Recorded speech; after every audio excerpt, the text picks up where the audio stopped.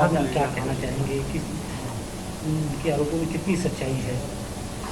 सबसे पहला तो यही है कि जिस दिन की घटना है उस दिन मैं रवि भद्र सिंह और मेरी पत्नी सुमन सिंह दोनों लोग वहाँ थे ही नहीं। दोनों लोग बनारस के बाहर थे। हमारी पत्नी लखनऊ में रहती है, मैं अम्बेडकर नगर में रहता हूँ। तो हम लोग तो थे ही नहीं और इसलिए हम लोग का तो कोई इन्वॉल्वमेंट ही नहीं है। इनके रिश्तेदार जो आए थे बेचारे अपने बेटे के साथ आए थे जो कि नाबालिग है, उसके ऊपर भी आरोप लगा दिया गया है। हाँ, उसके ऊपर भी आरोप लगा दिया गया है और उनको बेचारे को बेमतलब का जिसका भी पूरा भविष्य आगे बचा हुआ है वो भी बर्बाद हो जाएगा। मुझे ऐसा लग रहा है कि जो अभी नाबालिग लड़का है तो कल उसको कैसे उसका शिक्षा या नौकरी में क्या होगा, उसका भी लाइफ काफ़ी बर्बाद करने का प्रयास किया गया है। क्या पूरा मामला है? मामला ट्रस्ट से जुड़ा हुआ है जिसकी ब्रीफिंग मैंने आपको दे दी है।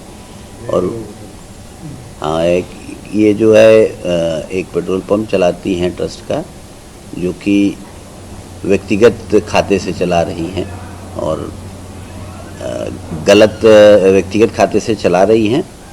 और इनका प्रयास ये है कि जब पिताजी के मृत्यु के बाद हम लोगों को पता लगा तो इसमें इन्होंने सारा पैसा जनहित में खर्च न करके सब अपने स्वयं में ये दीप्ति सिंह और शशि भद्र सिंह मिलके उसको यूज़ कर लिए हैं।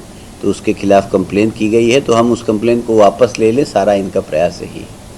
दीप्ति सिंह, शशि सिंह जिनके बारे में आप जिक्र कर रहे हैं, ये आपकी माता जी से उनका क्या रिश्ता है? और शशि भद्र सिंह हमारे भाई हैं। इन्वॉल्व थे? शशि भद्र सिंह तो भाई ही हैं, दीप्ति सिंह उनकी पत्नी हैं। और क्योंकि वो लोग हर जगह साथ में रहते हैं, हर चीज़ों में इन्वॉल्व हैं, बाकी खाते में भी उन्होंने पैसा लेन देन किया है, तो इसलिए उनका इन्वॉल्वमेंट है इसमें। लगभग अभी तक कितना पैसा अभी लोग निकाल चुके होंगे खाते से? कितने? खाते से तो नहीं, कैश से लोग लगभग 25 करोड़ रुपए निकाल चुके होंगे।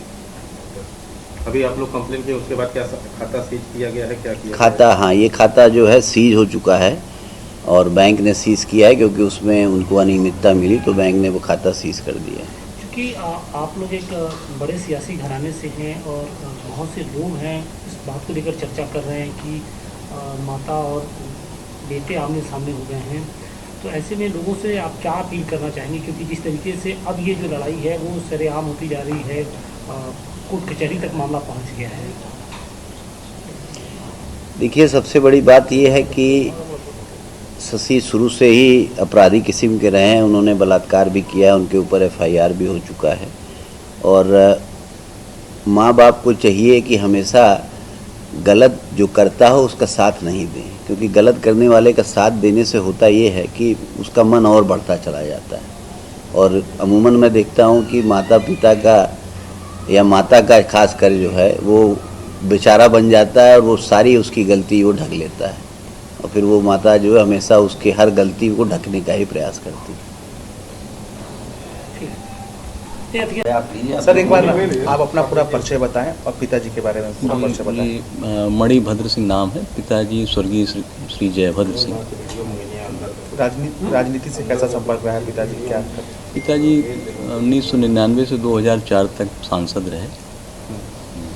तो अब किस तरीके का जो आप लोगों पे आरोप लग रहा है, आप उसका खंडन कर रहे हैं? क्या मतलब क्या है का मामला, एक बार बताएं। उसमें एक ट्रस्ट है, उससे BPCL का एक पंप चलता है, उसमें काफ़ी अनियमितता थी। है ट्रस्ट और खाता चल रहा था प्रोप्राइटरशिप फर्म के नाम से। जब उस पर बात उठाई गई तो उसी पे दबाव बनाया जा रहा है कि उस केस को वापस लिया जाए, तो उसी पे तरह तरह की चीज़ें मनगढ़ंत बनाई जा रही हैं। उसमें शशि भद्र सिंह जो सबसे छोटे हैं, उनकी पत्नी दीप्ति सिंह ने 15-15 लाख रुपए निकाले हैं।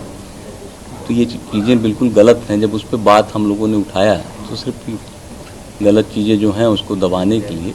तो क्या जो ट्रस्ट है सिर्फ उसको सीज कराने के लेकर के इस तरीके के आरोप लगाए जा रहे हैं? एक ट्रस्ट को सीज कराने की बात नहीं है। जैसे ट्रस्ट है तो उसका खाता भी ट्रस्ट के नाम से चलना चाहिए, वो प्रोप्राइटरशिप रूप में चल रहा है, जो कि गलत है।